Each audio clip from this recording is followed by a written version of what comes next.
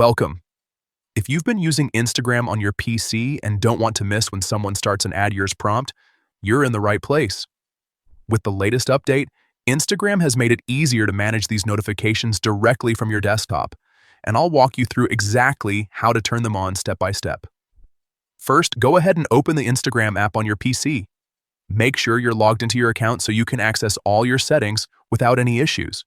Once you're inside the app, look over to the bottom left corner of the screen. You'll see 3 horizontal lines there. Click on those lines to open the menu. This is where Instagram keeps most of the important options for your account. From that menu, find and click on Settings. This will take you to a new page where you can control different aspects of your Instagram experience, including privacy, security, and notifications. Next, inside the Settings section, locate and click on Notifications.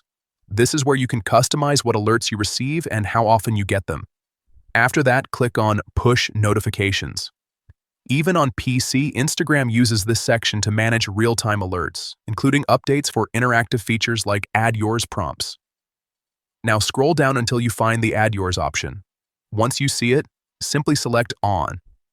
This ensures you'll get notified whenever someone starts an Add Yours prompt, so you can join in right away and stay engaged with trending content.